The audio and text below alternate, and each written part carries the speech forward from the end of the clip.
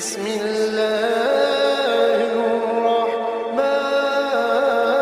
الرحيم.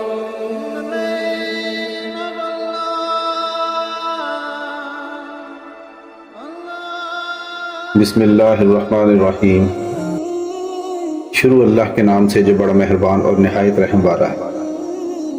دور نبوت کا بدترین فرعون ابو جہل اپنے زخموں سے چور جسم کے ساتھ موت کا منتظر تھا.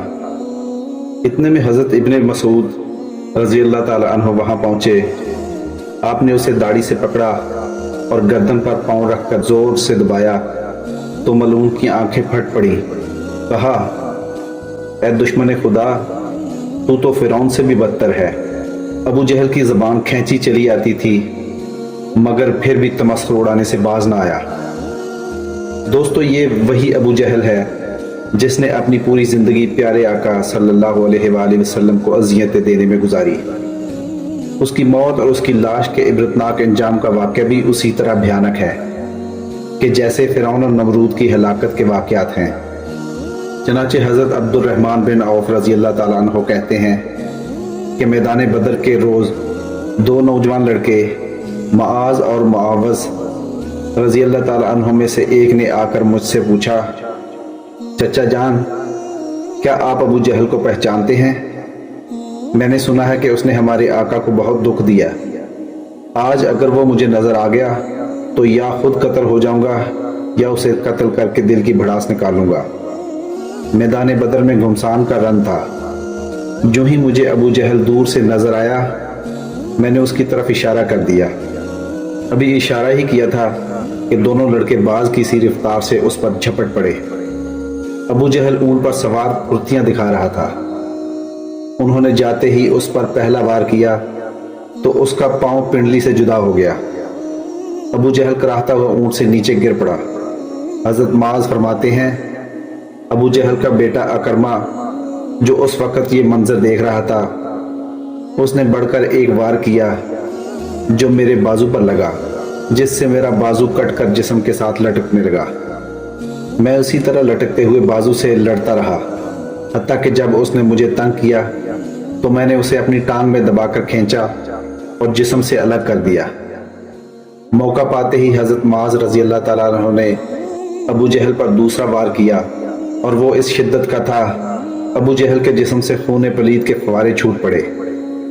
ابو جہل کو جو اس حالت میں دیکھا تو سمجھا کہ ملعون اپنے انجام کو پہنچ چکا ہے اور دونوں بارگاہ رسالت صلی اللہ علیہ وآلہ وسلم میں حاضر ہوئے اور تمام مار کا عرض کیا. طبری میں ہے کہ ابو جہل ابھی تک مرا نہیں تھا بلکہ موت کے انتظار میں تڑپ رہا تھا.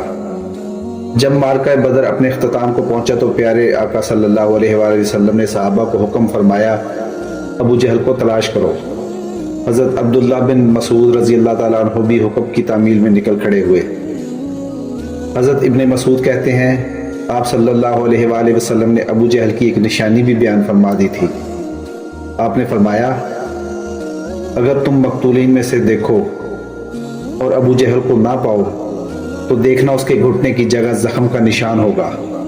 اور نشان اس طرح بنا کہ ایک مرتبہ میں اور ابو جہل عبداللہ بن جزان کی دعوت پہ گئے. ہم دونوں لڑکپن میں تھے اور میں اس سے ذرا دبلا تھا. وہاں کچھ معاملہ ہوا جس کی وجہ سے میں نے اسے دھکا دے دیا جس سے وہ زمین پر گرا اور اس کے گھٹنے پر خراش لگی. زخم تو ٹھیک ہو گیا مگر اس کا نشان باقی رہ گیا. ابن مسعود رضی اللہ تعالیٰ عنہ فرماتے ہیں کہ میں میدان میں جا کر کافروں کی لاشوں کو پلٹ پلٹ کر دیکھتا رہا کہ مجھے ایک جگہ خون میں لت پت ابو جہل نظر آیا. اس میں ابھی سانسیں باقی تھیں. پھر میں نے گھٹنے پر نشان دیکھا تو وہ بھی نظر آ گیا. جب مجھے کوئی ابہام باقی نہ رہا اور اس کی داڑھی کو پکڑ کر زور سے کھینچا تو اس کی آنکھیں پھٹ پڑی. میں نے کہا، اے دشمن خدا، اللہ نے اب تو تجھے ذلیل کر دیا. کہنے لگا، اس میں ذلت کیا ہوئی ہے؟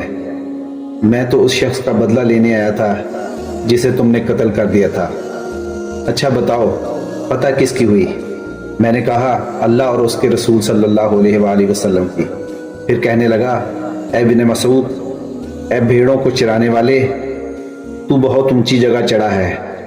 دوسرا قول یہ ہے کہ حضرت عبداللہ بن مسعود نے کہا، اے ابو جہل، تیرا قاتل میں ہوں. کہنے لگا نہیں، تو اس سے پہلے غلاموں نے اپنے آقا کو قتل کیا ہے۔ اور قول یہ بھی ہے، ابن مسعود رضی اللہ تعالیٰ عنہ اس کے سینے پر چڑھ کر بیٹھے تو آپ نے کہا، اے دشمن خدا، تو فرعون سے بھی بدتر ہے، کیونکہ اس نے غرق ہوتے وقت ہی کم از کم اپنے ناپسندیدہ کردار کا اعتراف کرتے ہوئے انصاف سے کام لیا تھا۔ تیرا بھی وہی حال ہے، پھر بھی تو اس حالت میں گمراہی اور ضلالت پر اصرار کرتا ہے۔ اس کے جواب میں وہ ملعون کہنے لگا، تم اپنے آقا سے کہہ دو، اے محمد صلی اللہ علیہ وآلہ وسلم، میں اس دنیا سے رخصت ہو رہا ہوں اور میرا تجھ سے بڑھ کر کوئی دشمن نہیں ہے۔ یہ سننا تھا کہ آپ نے اسی کی تلوار سے اس کا سر تن سے جدا کر دیا۔ آپ نے اس کا سر اٹھایا اور تاجدار رسالت صلی اللہ علیہ وآلہ وسلم کے سامنے لا کر پٹک دیا اور کہا، یا رسول اللہ صلی اللہ علیہ وآلہ وسلم، یہ رہا ابو جہل کا سر۔ پیارے آقا نے فرمایا، کیا قسم ہے اس ذات کی جس کے سوا کوئی اور معبود نہیں، یہ اسی کا سر ہے۔ آپ صلی اللہ علیہ وآلہ وسلم کا یوں فرمانا اظہار تشکر سے تھا، وگرنہ آپ صلی اللہ علیہ وآلہ وسلم نے اس ملعون کو بخوبی جانتے تھے۔ ابن مسعود رضی اللہ تعالیٰ عنہ نے عرض کیا، واللہ یہ وہی ہے۔ اس پر آپ صلی اللہ علیہ وآلہ وسلم اٹھے اور سر کے پاس جا کر کھڑے ہوئے اور خوب غور سے دیکھ کر فرمایا، یہ شخص اس امت کا فرعون ہے۔ اللہ کا شکر ہے، ایک دشمن دین ہلاک ہوا۔ ایک دوسری روایت میں ہے کہ سجدہ شکر فرمایا، اور ایک اور روایت میں ہے کہ نماز شکرانہ ادا فرمائی۔ اس کے بعد آپ صلی اللہ علیہ وآلہ وسلم نے حکم دیا کہ ان کو فلاں کنویں میں ڈال دیا جائے۔ چنانچہ صحابہ کرام نے سرداران قریش کو ٹانگوں سے گھسیٹ گھسیٹ کر کنویں میں ڈال دیا، اور اسی طرح ابو جہل کے سر کو اور اس کی سر کٹی لاش کو بھی ٹانگ سے گھسیٹ کر کنویں میں ڈال دیا گیا۔ یوں 24 سرداران قریش کو اسی کنویں میں پھینکا گیا۔ اس کے بعد آپ صلی اللہ علیہ وآلہ وسلم نے مزید 3 روز بدر میں قیام فرمایا، اور جب وہاں سے روانہ ہوئے تو اس کنویں پر گئے جہاں کفار مکہ کے لاشیں پھینکے گئے تھے۔ حضرت عائشہ رضی اللہ تعالیٰ عنہ سے مروی ہے کہ آپ صلی اللہ علیہ وآلہ وسلم نے وہاں کھڑے ہو کر فرمایا، اے کنویں والو، کیا تم نے اس وعدے کو جو اللہ تعالیٰ نے تم سے کیا تھا ٹھیک پایا ہے؟ بے شک مجھ سے اللہ نے جو وعدہ کیا تھا سچ ہو گیا ہے۔ اور حضرت انس بن مالک رضی اللہ تعالیٰ عنہ سے روایت ہے کہ آپ صلی اللہ علیہ وآلہ وسلم نے وصف فرمایا، اے کنویں والو، اے ابو جہل بن ہشام، اے عتبہ بن ربیعہ، اے فلاں، اے فلاں، جو وعدہ تمہارے رب یعنی بتوں نے تم سے کیا تھا تم نے وہ ٹھیک پایا، کیونکہ میرے رب نے جو وعدہ مجھ سے کیا تھا وہ من و ان سچ ہو گیا۔ اس پر صحابہ رضی اللہ تعالیٰ عنہ نے پوچھا، یا رسول اللہ صلی اللہ علیہ وآلہ وسلم، آپ بے روح جسموں کے ساتھ باتیں کرتے ہیں؟ تو آپ صلی اللہ علیہ وآلہ وسلم نے فرمایا، جو بات میں کہتا ہوں اسے تم ان سے کچھ زیادہ نہیں سنتے، البتہ ان میں جواب دینے کی استطاعت نہیں ہے۔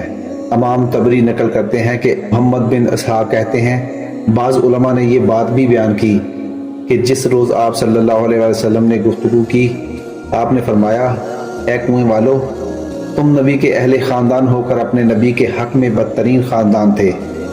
تم نے میری تکذیب کی، حالانکہ دوسرے لوگوں نے میری تصدیق کی۔ تم نے مجھے گھر سے نکالا، دوسروں نے مجھے پناہ دی۔ تم نے مجھ سے جنگ کی، دوسروں نے میری مدد کی۔ اس کے بعد آپ صلی اللہ علیہ وآلہ وسلم نے فرمایا، جو وعدہ تمہارے رب نے تم سے کیا تھا اسے تم نے سچ پایا، میں نے تو اپنے رب کے وعدے کو سچ پایا۔ دوستو، یوں ابو جہل کی جہالت اور ظلمت کا دور اپنے اختتام کو پہنچا۔